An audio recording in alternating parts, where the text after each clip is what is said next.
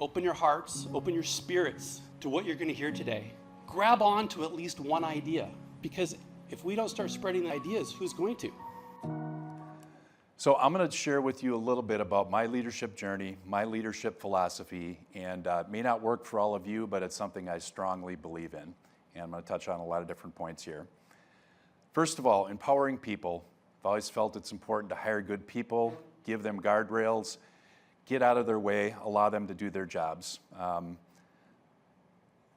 That may sound, idealistic, or that might be idealistic thinking, but I think that's the perfect way to lead people. And I think hiring good people, even though they're smarter than me, which generally that's the case, has been successful for me in my life. So we earn the right to have that freedom at work through demonstration of hard work, reliability, being a part of the team, solid decision making, and aligning with corporate strategic direction. All those pieces are important to that piece. So I want to talk a little bit about a book that really reinforced my leadership philosophy. It's called Everybody Matters. I've read it a number of times. I've introduced it to folks at the institutions that I've worked with in the past, and it very much aligns with my leadership philosophy. I've also met Bob Chapman. He spoke at an event up in Green Bay when I was there, and very impressed with his philosophy and his leadership style. A little bit about Everybody Matters. It speaks to his company called Barry Waymiller, who was acquiring companies around the country.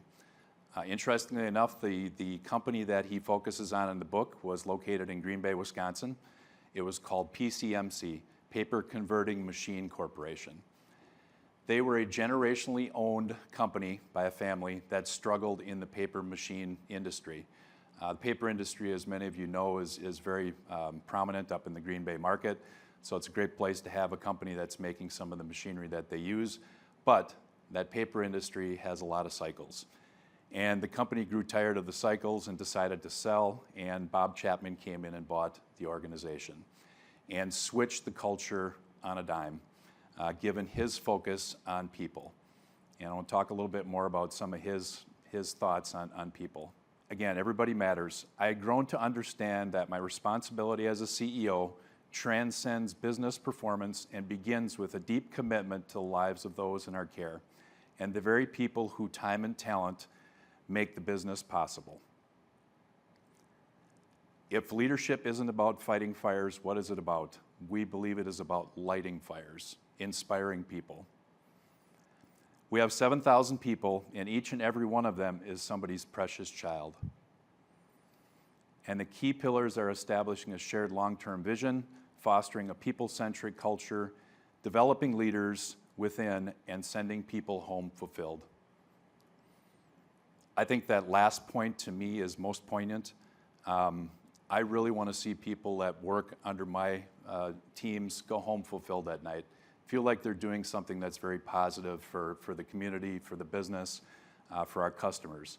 And I think that's the greatest reward that they can have. So the role of responsibility. We take care of our people like family. I feel very much that way. I could refer to my teammates as family members. I really believe in a servant leadership model.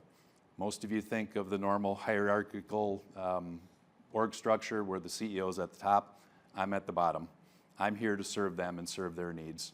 They're taking care of our clients, getting business done, and I believe wholeheartedly that if you have a fulfilled employee base, that everybody's going to win. They're going to take good care of your customers, the businesses are going to succeed, and your shareholders are going to be successful.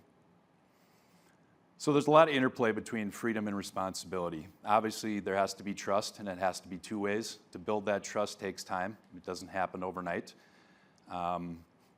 It's an important part of that whole philosophy that I have. And there's got to be a balance between that. It can't just be one-sided. I think as a leader, listening is vitally important, more than talking, and I try to do that on a day-to-day basis.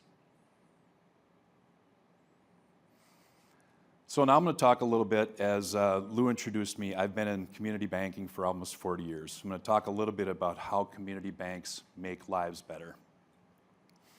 And Community banks are shrinking. The numbers are declining. It feels like every year we're down to 4,700 community banks, or banks in the United States at the moment. But community banks really are about being a part of their communities and supporting their communities. One of the things that many community bankers do is volunteering time. You heard my long list of volunteer activities. I believe in that, and I believe in leading by example when it comes to volunteering and spending time in the communities. Banks do a ton of donating and sponsorships in their communities. They want to support the nonprofits and the organizations that are important to the communities that they live in. And community banks do that in spades. Helping lead economic development. You heard from my profile again, I've been very involved in economic development where I moved here from, and now I'm involved down here as well. Banks lead that charge in economic development, whether it be helping support entrepreneurial startups, creating revolving loan funds or community development loan opportunities for small businesses, volunteering for various activities, being on boards of directors, economic development. Banks lead the charge on that. And then advocating for causes in your communities as well. When things pop up from time to time that need the bank to get behind it, community banks are the first to raise their hand and say, we're here to support. So in wrapping up, lead with purpose, lead as a servant leader, and you will make lives better. So thank you for having me today.